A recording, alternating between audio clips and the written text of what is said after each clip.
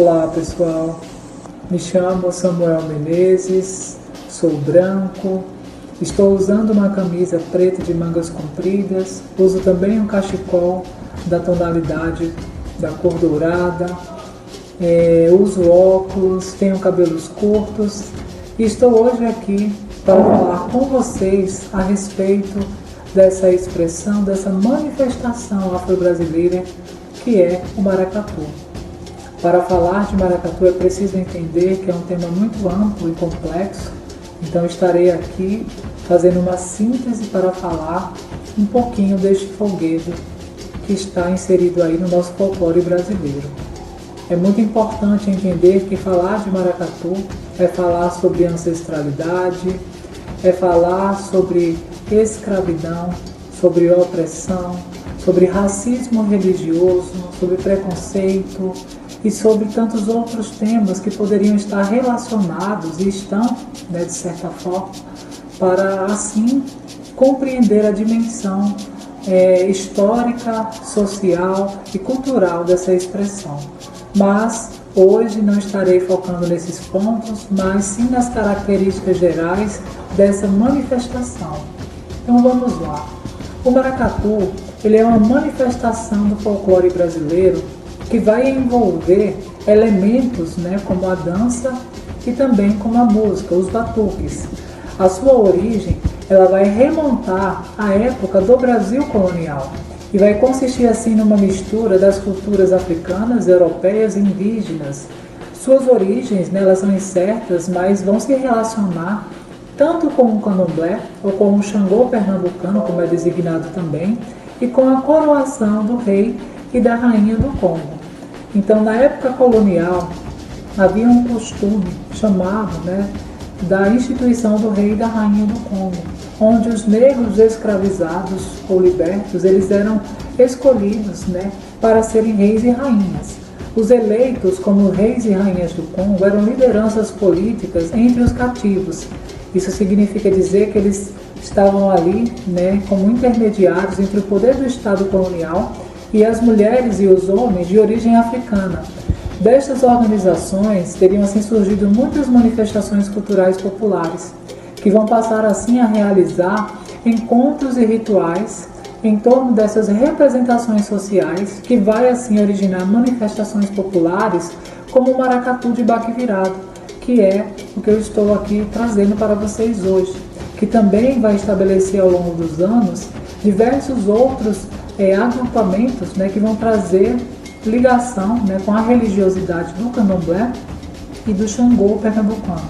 Então, com a abolição da escravatura no Brasil, isso vai se dar lá por volta do século XVIII, o maracatu ele passou gradualmente a ser caracterizado como um fenômeno típico dos carnavais recifenses. Isso ocorreu com outras expressões, com outras manifestações como o frevo e outras práticas também.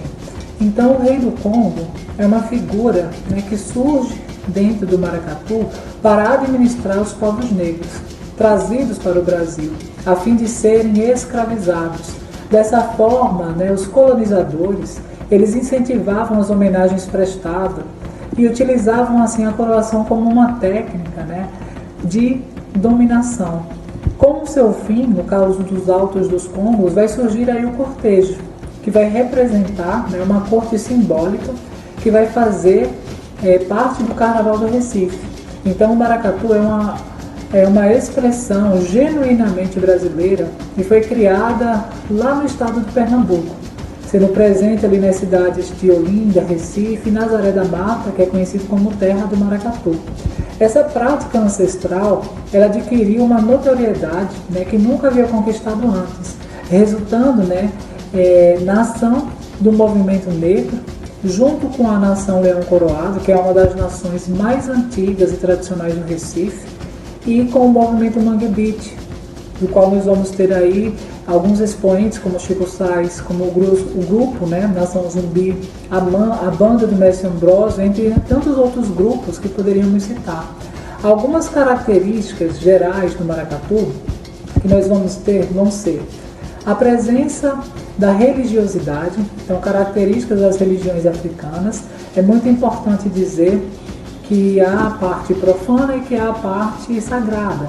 Então, nos terreiros acontece todo o culto dentro dessas práticas.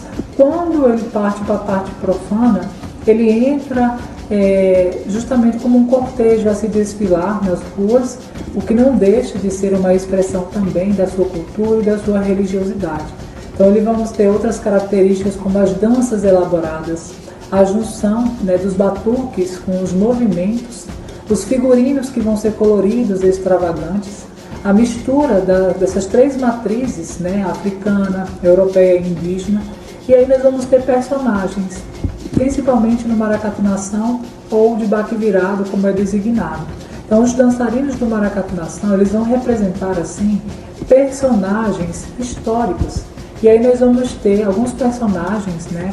A corte geralmente é formada por 30 a 50 componentes e pode ser até por mais. Então nós vamos ter um personagem chamado de porta-bandeira ou porta-estandarte, que ele vai vir vestido à moda, né, de Luís XV. E no estandarte que ele vai carregar vai ter o nome dessa agremiação, deste grupo, e vai constar o ano também assim da sua criação. Teremos também outro personagem que é a Dama do Passo, que geralmente são de uma ou duas damas do passo, isso pode variar. Esse personagem ele vai trazer a Calunga, que é uma boneca negra que representa uma rainha morta, uma ancestral, ou então um orixá. Simbolicamente, essa boneca ela traz a simbologia de abrir os caminhos e limpar das negatividades para que a corte real dos negros africanos possam desfilar. Teremos também os personagens principais, que são o rei e a rainha. É muito importante dizer que no maracatu prevalece uma cultura matriarcal, onde a rainha ela está como figura maior, inclusive acima do rei.